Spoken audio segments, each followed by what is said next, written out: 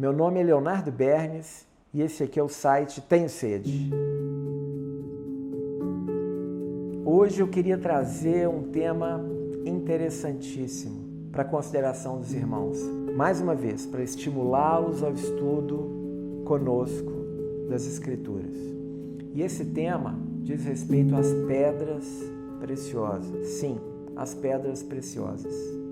Irmãos, observem uma coisa. Há uma correlação na Bíblia entre os filhos de Israel, as pedras preciosas e os apóstolos no Novo Testamento. Os filhos de Israel são mencionados em Gênesis, capítulo 30, quando do nascimento de cada um deles e o significado do nome de cada um. Êxodo 28, quando vai falar sobre as vestimentas do sumo sacerdote, nos é dito a respeito das pedras preciosas que são colocadas no peitoral do juízo e também sobre as ombreiras. Evidentemente, e nós veremos isso oportunamente quando fizermos os vídeos correspondentes, isso diz respeito ao fato de que o Senhor traz os seus filhos junto ao coração e os leva sobre os ombros.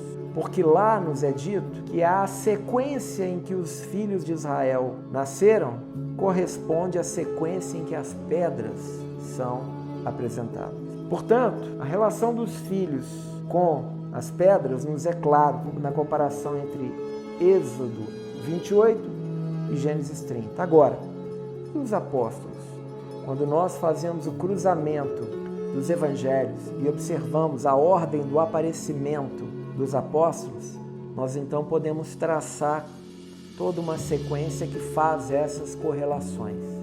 Mas o que as pedras preciosas representam? Pedra preciosa na Bíblia fala de vida transformada, obra do Espírito Santo, diz respeito à formação de Cristo no seu povo. E Deus, na sua infinita sabedoria, vai demonstrar, através das características morfológicas de cada pedra, o correspondente das características de personalidade transformada no seu. Por isso que nós podemos associar cada pedra a um filho de Israel e a um apóstolo e observar então as características que os identificam e a sua relação com os aspectos morfológicos e o sentido espiritual dessas características.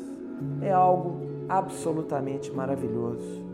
E isso vai compor a Nova Jerusalém. Apocalipse, no capítulo 21, no verso 14, diz: a muralha da cidade tinha 12 fundamentos, estavam sobre estes os 12 nomes dos 12 apóstolos do Cordeiro. Verso 17. Mediu também a sua muralha 144 côvados, medida de homem, isto é, de anjo. A estrutura da muralha é de jaspe, também a cidade é de ouro puro, semelhante a vidro límpido. Os fundamentos da muralha da cidade estão adornados de toda espécie de pedras preciosas. O primeiro fundamento é de jaspe, o segundo é de safira, o terceiro é de calcedônia, o quarto é de esmeralda, o quinto é de sardônio, o sexto é de sárdio, o sétimo de crisólito, o oitavo de berilo, o nono de topázio, o décimo de crisópraso,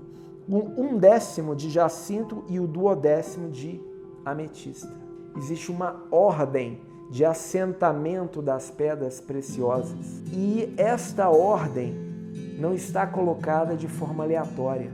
Se entendermos o significado de cada uma das pedras, a partir dessas correlações a que me referi, nós então poderemos compreender a ordem de assentamento dessas pedras. E eu gostaria só, para título de exemplificação, como forma de estimulá-los a conosco estarmos estudando junto esse tema, dizer a vocês acerca, por exemplo, da esmeralda. A esmeralda é uma pedra preciosa que possui algumas características morfológicas. A primeira delas é que é uma das pedras que possui elevado grau de absorção, ou seja, é uma pedra que a luz entra e alcança toda a pedra de imediato, dada a sua estrutura. O apóstolo correspondente é o apóstolo André. André foi aquele que, quando falaram de Jesus, ele, diferentemente de Tomé, ele imediatamente quis conhecer Jesus, estar com Jesus e recebeu a luz, a verdadeira luz que, vindo ao mundo, ilumina todo homem. A esmeralda, ela possui uma segunda característica que é a chamada fluorescência.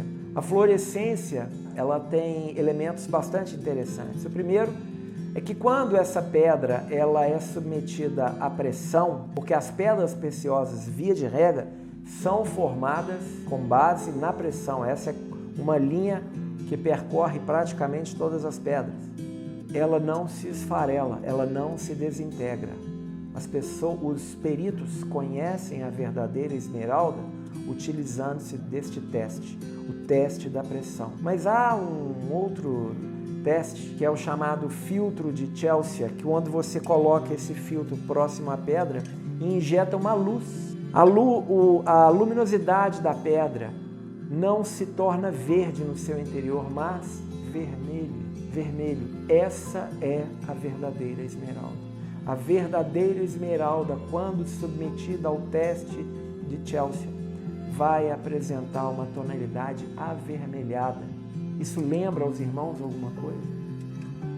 Por que é que em Apocalipse capítulo 4, no trono de Deus, você vê um arco semelhante a esmeralda? Deus ali claramente deixa explicitado para nós, pelos elementos que ele vincula ao seu trono, que, como o arco diz respeito à aliança que Deus fez com os homens, isso está a nos dizer no reverso, no entendimento reverso, que aqueles que possuem as características da esmeralda sejam pessoas de aliança. E pessoas de aliança são pessoas leais. E pessoas leais são aquelas capazes de negarem a si mesmas se porventura os seus próprios interesses forem colocados à prova, quando no exercício de determinada aliança que tenha feita. Vocês já pararam para pensar sobre isso? Que necessidade nós temos que conhecer as características da pedra quando observamos que na esmeralda a lealdade é uma prerrogativa do negar-se a si mesmo, da manutenção de uma aliança, o quanto isso não fala para nós e o quanto não falará ou não falariam as demais pedras quando as estudássemos em detalhes. Por isso, eu quero chamá-los a considerar esse estudo conosco. Como disse, temos conteúdos escritos e oportunamente faremos vídeos sobre cada uma delas, detalhando todos esses elementos, para que de fato possamos meditar nas Escrituras, orar ao Senhor e clamar por transformação. Deus nos abençoe. Um abraço.